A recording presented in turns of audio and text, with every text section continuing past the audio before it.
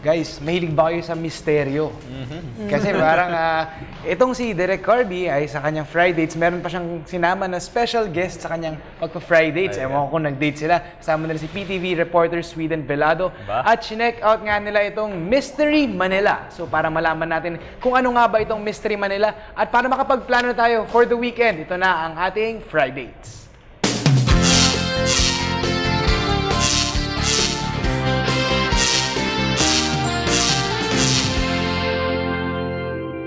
Imagine, may isang psychopath, hinostage ka at meron ka lamang 60 minuto para makawala. Ano ang gagawin mo?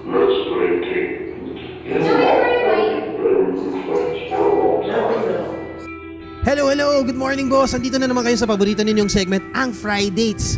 Ngayon, kakaiba ang aming pinuntahan dito sa Eastwood, Libis. Ito ang Mystery Manila. Sa Mystery Manila, meron silang kakaibang gimmick dito na talagang matcha-challenge ang kahit na sinong bumisita rito. Ang Mystery Manila ay ang unang live escape game room dito sa Pilipinas kung saan masusubukan ang iyong strategy and problem-solving skills. So we offer currently 3 mysteries para sa inyong mga ka-Fridates. Meron kami currently Justice for Jamila, kung saan maglalaro kayo na para mga investigator. Second, ang Chain Chamber, kayo naman kinidnap kayo ng isang psychopath. So ikukulong niya kayo, so it's up to your group kung paano kayo makakalabas. And then lastly, our new game, Ticking Time Bomb, kung saan kayo ay magiging parang mga Manila's best police force sa SWAT. So, tatry nyo mag-defuse ng bomba. O di ba mga ka-Fridates, sabi sa'yo this is unlike any other game. A game that is best enjoyed with friends or a special friend. Katulad na lang ng naabutan naming couple na katatapos lang maglaro. How many minutes mo nun solve yung problems? I don't know, that's 49. O diba? Ang tagal, hindi pala kami abot. Ikaw, kamusta naman doon? Kamusta sa loob? Okay naman sir, medyo stress lang. Na-stress ka sa loob? Oo, kasi kailangan mo magtulungan Kung kaya ko mag-isa, pwede, pero hindi Mukhang nag-enjoy talaga ata sila Well, syempre hindi ako magpapatalo no. Kailangan ko ring masubukan yan. Or better yet, kailangan rin naming masubukan yan. Para mas masaya ang ating pagsosolve ng mystery, sinama ko ang aking mga favorite friends from the office, si Sweden, si Joey, at ang aming writer si Kim. So our group decided to play the Chain Chamber.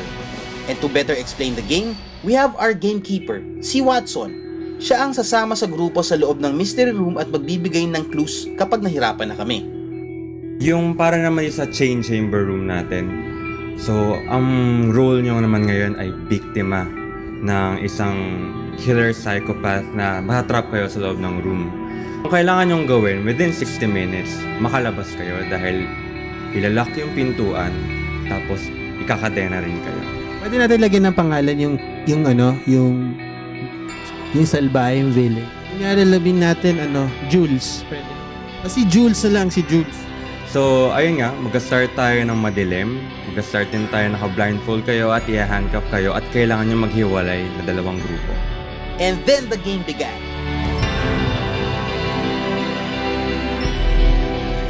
Grabe! Talagang nakaka-pressure mga ka-Fridates. Bukod sa madilim at nakakadena kami, ang dami pang clues na nakakalat. Hindi namin alam kung paano siya sisimulan. But we had to do something. So sinubukan namin isa-isa. Kumbaga, trial and error talaga siya.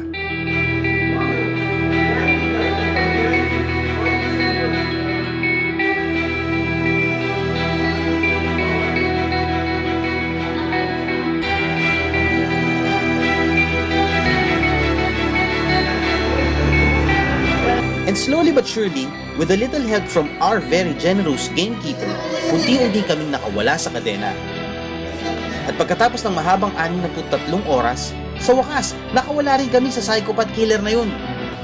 After 63 minutes, isang oras yun.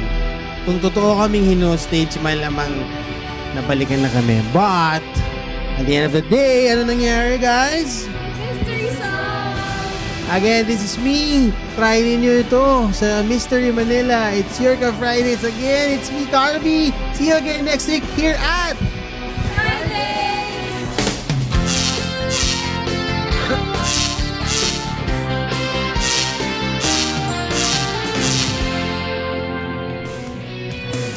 Ayan mo, very interesting, no? Nakakatuwa talaga yung...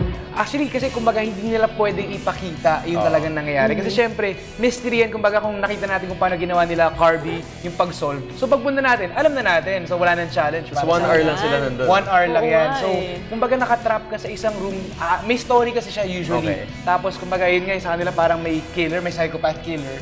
Nakatali sila. So kailangan nila maghanap ng mga clues sa room na yun para maka-escape sila sa killer. So 1 hour yung binibigay. Sila naka 63 minutes. So, 63 minutes. kumbaga, napatay na sila ng psychopath killer. Kung gano'n, no? 3 minutes silang late eh. Oo, Exciting, no? Pwede natin exciting. punta ngayong Friday. Mamaya yan sa Tama. Libis.